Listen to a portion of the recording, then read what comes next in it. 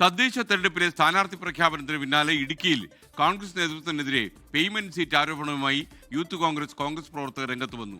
ഡീൻ കുര്യാക്കോസ് ഉൾപ്പെടെ പണം വാങ്ങി സീറ്റ് വിറ്റുവെന്നാണ് പരോക്ഷമായ വിമർശനം. സമൂഹമാധ്യമങ്ങളിൽ പ്രതിഷേധവുമായി പ്രവർത്തകർ. 24 പ്രൈം ടൈം ബ്രേക്കിംഗുമായി തൊടുപുഴയിൽ നിന്ന് ലാൽകൃഷ്ണൻ ചേരുന്നു. പറയൂ ലാൽകൃഷ്ണൻ.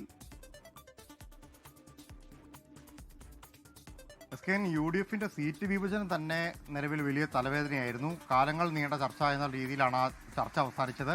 ഒടുവിൽ സീറ്റ് ധാരണയായതിനു ശേഷം കോൺഗ്രസ് അവരുടെ സീറ്റ് പ്രഖ്യാപനം നടത്തിയതിന് തൊട്ടു പിന്നാലെയാണ് പേയ്മെന്റ് സീറ്റ് വിവാദം ഇപ്പോൾ രംഗത്ത് വന്നിരിക്കുന്നത്.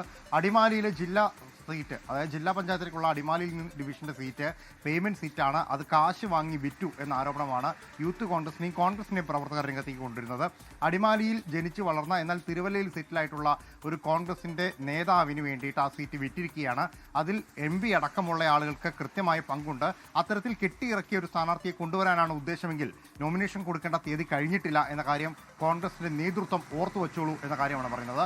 ഇതിന് പിന്നാലെ ഈ പണം വാങ്ങിയതുമായി ബന്ധപ്പെട്ട കൂടുതൽ വിവരങ്ങൾ പുറത്തുവിടും എന്ന കാര്യം കൂടി അടിമാലിയിൽ നിന്നുള്ള ബ്ലോക്ക് ഭാരവാഹികളും അതോടൊപ്പം തന്നെ ജില്ലാ ഭാരവാഹികളും ഇപ്പോൾ രംഗത്ത് വന്നിട്ടുണ്ട്. മുൻ DCC പ്രസിഡന്റുമാരെയും MLA-മാരെയും അടക്കം കോട്ട് ചെയ്തുകൊണ്ടാണ് അവർ ആ ഫേസ്ബുക്ക് പോസ്റ്റ് ഇട്ടിരിക്കുന്നത്. മാത്രമല്ല ഇതിന് പിന്നാലെ തന്നെയാണ് യൂത്ത് കോൺഗ്രസും പരോക്ഷമായും പ്രത്യക്ഷമായും വിമർശനം ഉന്നയിച്ച് രംഗത്ത് വന്നിരിക്കുന്നത്. അതായത് ജില്ലയിൽ പാർട്ടിക്ക് വേണ്ടി പണിയെടുക്കുന്ന പൂർണ്ണമായി അവഗണിച്ചുകൊണ്ട്, യുവാക്കളെ പൂർണ്ണമായി അവഗണിച്ചുകൊണ്ട് ഒരു സീറ്റ് പ്രഖ്യാപനമാണ് നടത്തിയിരിക്കുന്നത്.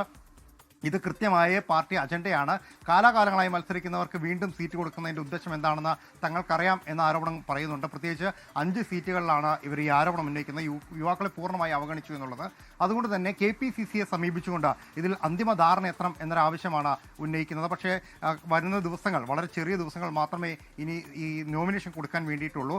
അതിനുള്ളിൽ ഇത്തരത്തിലുള്ള ധാരണകൾ ഉണ്ടായില്ലെങ്കിൽ വിമതശല്യം കോൺഗ്രസിനെ വലയ്ക്കും എന്ന സൂചന കൃത്യമായി നൽകുന്നുണ്ട്. പ്രത്യേകിച്ച് യുവാക്കളുടെ ഭാഗത്ത് നിന്ന് വിമതരായി മത്സരിക്കാനുള്ള താല്പര്യം അറിയിച്ചുകൊണ്ടാണ് അവസാന പോസ്റ്റ് വരുന്നത്. അതായത് നോമിനേഷൻ കൊടുക്കേണ്ട തീയതി അവസാനിച്ചിട്ടില്ല എന്ന കാര്യം ജില്ലാ നേതാക്കൾ ഓർത്തു വച്ചോളൂ എന്നുള്ളതാണ് അവരുടെ വെല്ലുവിളി.